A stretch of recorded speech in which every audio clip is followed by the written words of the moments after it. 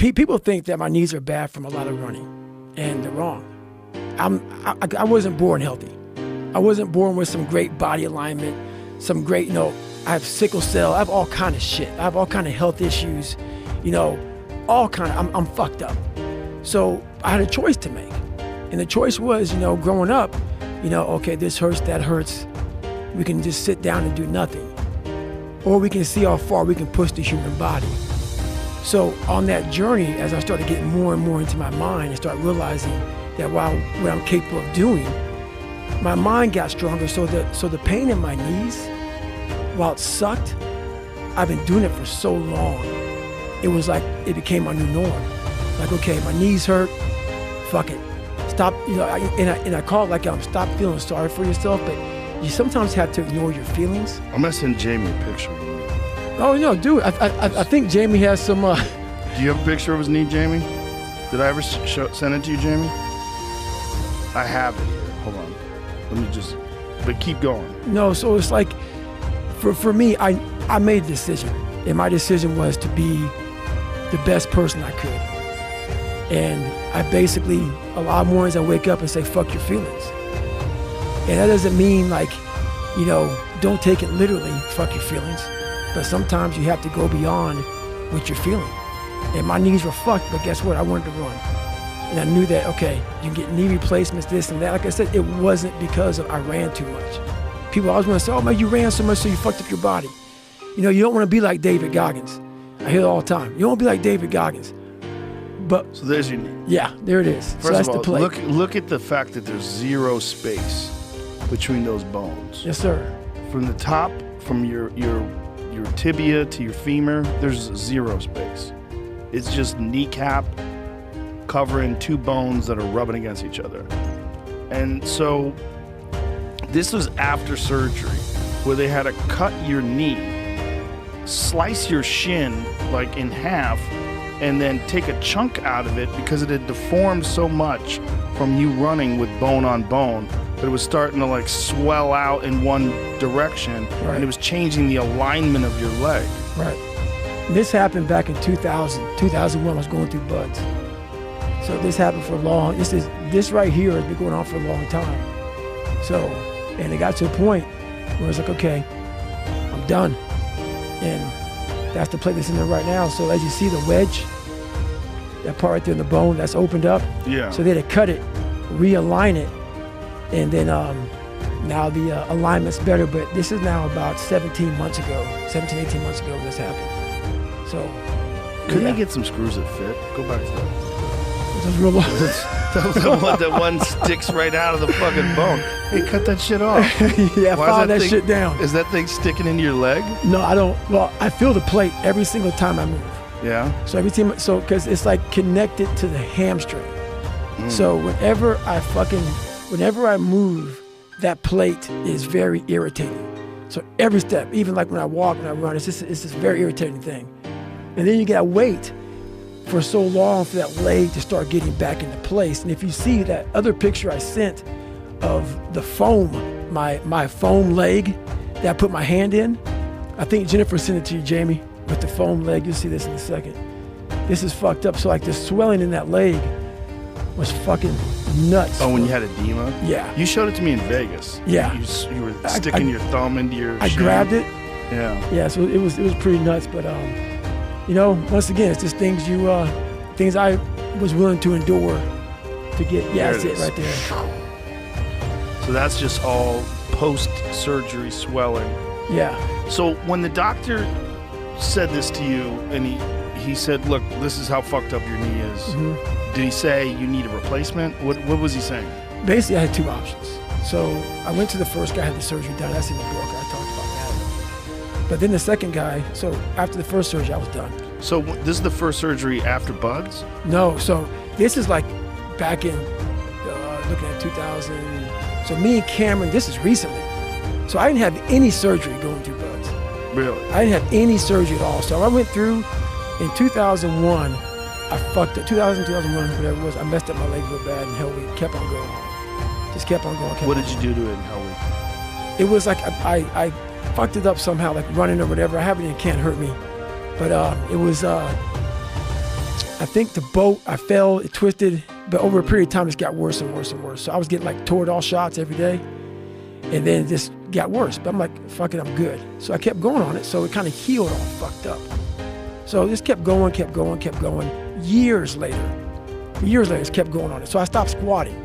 So it became like, okay, my knees fucked up, my alignment's messed up, my hips are messed up, I can't squat. So, but I can still run. So, okay, started running. Because running doesn't require you to bend down and shit. So I'm running a lot, and it got to 20 years later pretty much. And it was 2020. I want to get this right. Cameron Haynes came down, we went for a 20-mile run. My knees were fucked up for like 10 years. Long story short, it was like, okay, man, I got to get this thing looked at. So I went and got looked at. The doc was like, oh, we can go in there and just do a quick little fucking, cleanup job. And the cleanup job went so quick. Guy was breaking tools and shit, fucking up, like literally broke tools. And I have it in there. He was breaking tools. I talked to him. I know. He told me your meniscus was the hardest meniscus he's ever experienced in his life. He's like, dude, he goes, I didn't know that meniscus could get that way. He goes, like, he's not human. He goes, when I was cutting into meniscus, it broke the scalpel. Yep, Wolf's Law syndrome, he said. Wolf's Law something. Yeah, he said normally when you cut into meniscus, it just slices right through like butter. He's like, I couldn't cut it. Yeah, mine went butter. So all those motherfuckers who think I'm gonna put them 100-mile weeks, go fuck yourself, bitch. You don't get no shit like that, baby, by sitting on the fucking couch. No, I mean, that's the craziest thing I've ever heard. Like, you've hardened your meniscus just through constant pressure and pounding. Yeah. So he went in there to clean it up, and then what happened? So basically, that little meniscus, that whatever the fuck was in there, so my alignment was so bad, the only thing that was keeping me able to do anything was that little fucked up, messed up meniscus. It was all jarred up and jacked up, but the second that thing got out, dude, it was like have you seen Star Wars, those storm things, those big fucking things that, what are they called? They have wobbly legs and they hit like logs. The robot things? Yeah, the robot things. That's how my leg was. It had nothing. It was just like a little dangling fucking, like, so from my knee down, the shin, the tib, fib, it just dangled. Like there was nothing. And I was like, okay, man, this So it was worse after the cleanup? Much worse. Like, I was done. I went from running 200 miles to, I did a 240-mile race in 2020, October 2020. It was Moab. Went out there, got second place, 62 hours, knee was fucked up, getting it drained before the fucking race, but I still ran 240 miles. Literally, 5 or 6 days before the race, I'm getting it drained. And it was a baseball-sized fucking, it's called a Baker's Assist. So they drained it, and I went in there and did the race, finished it, and I was like, okay, here we go. Went on to do some more races. I did like another 200-miler, did a couple more races, and then, like I said, Cam came down. Right after that, I went and got this surgery done. And I went from running every day to now I have some fucking leg that just dangles. And after that surgery, it just fucking dangled. And I was like, okay, man, I'm fucked. And just from that little piece of meniscus? Just that little piece of meniscus. And I'm sitting there thinking, okay, man, this doesn't make any sense to me. There's something fucked. I don't understand why I can't put any pressure on my leg. The amount of blood they were taking out was unbelievable. So there's the blood right there. Jesus Christ. That's the blood, dude. Oh my God, it's 1, 2, 3, 4, and 5, you see the black 6. blood? Yeah. That is deoxygenated blood. So whatever was going on, whatever the fuck was going on. That's why it looks different colors. So the red blood is the blood that has oxygen. That's right. And that was just like coagulated, just fucked up blood. Yep. Jesus. Yeah. So after surgery, I'm like seven days out or whatever the fuck it was. And once again, I don't know the exact times, but I have them in the book. I have everything fucking dialed in. I went back and I was like, man, I'm fucked up. I mean, it's a simple meniscus surgery, man. Like, people go back a week later. They're playing 2 weeks, 3 weeks tops. I'm like, man, I'm never gonna fucking run again. I'm gonna walk with a fucking limp. So I'm going back. I'm getting fucking like literally getting my knee drained every week, getting PRP. I'm like, man, but in the back of my mind, I know how far I can push myself. I know my body so fucking well, so well. And I'm like, this is wrong. I'm never gonna run again. I'm never gonna run again. I walk with a limp. So this went on for about six months. So I had the surgery done in February. It was February, March, April, May, June. About 4 months after the surgery, 4 or 5 months, I'm like, hey, Jennifer, I gotta find somebody else to look at my fucking knee. So I try to keep my shit together. But imagine when you go from every day of your fucking life grinding and you go to nothing. Like literally, like 90-minute surgery, done. That's crazy that it was just a little meniscus scope. 90-minute surgery, done. And I was like, okay, man, this is, anyway. So I found this guy named Dr. Gamal out of New York. And we fly there, but I'm like, you can't fix this, man. Because I knew it was a lot more than knees. It was all kind of this fucked up body shit. And I walk in the office and he decides to see me and Jennifer, and then Jennifer's happy. She's happy as shit. It's like, oh my God, man, this guy's gonna be able to get you a fucking meniscus replacement. He was all kind of guru'd out. But I'm a realist, bro. I will push myself and I will go as far as I can. But I also am a realist. I also knew in the back of my mind, I'm not gonna try to ruin your fucking party, Jennifer. This is what I'm saying myself. But this shit's done. It's over. So I went just to pretty much appease her and just see, is there anything left.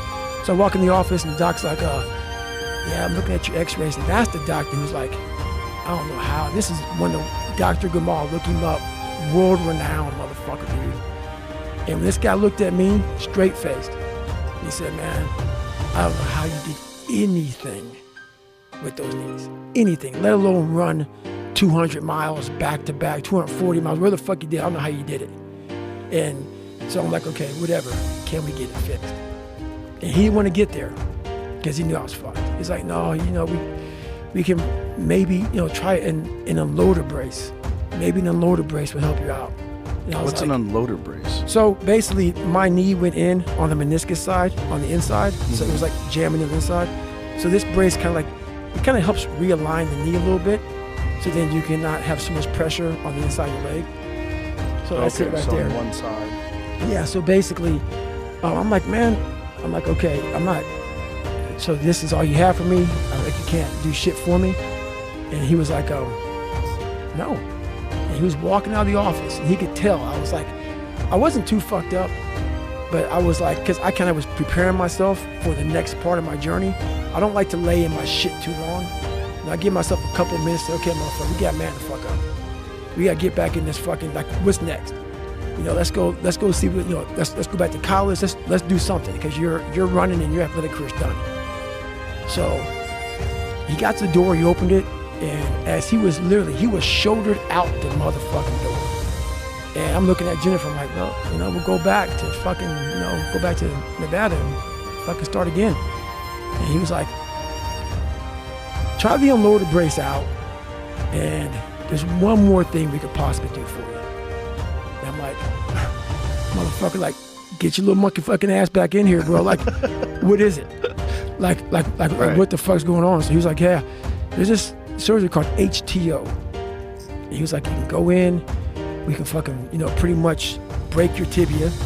It's called high tibia osteotomy. They go in and they break your tibia. They like slice into it and they wedge it to the point where they realign your leg back up. It's a very painful surgery. It's very painful afterwards. Painful as fuck afterwards. And they put that plate, the plate you saw, back on, and then your leg is, so your knee is still where it was because this doesn't get fixed. So it takes several months for that knee to start working its way back into where that alignment is. So now my leg is just now, so here it is. See it in the image. Yeah. So they take a slice out of it because it's deformed. Yep. And that slice lowers the part that's deformed and tries to make it a more natural shape. But you're still dealing with bone on bone. So you're still dealing with the pain of arthritis, essentially. Do you have any cartilage in your knees? Not much at all, if any. So the thing about it, it takes that pressure off of that. So it was complete bone on bone. Right. What that surgery does is it takes it over to the lateral side.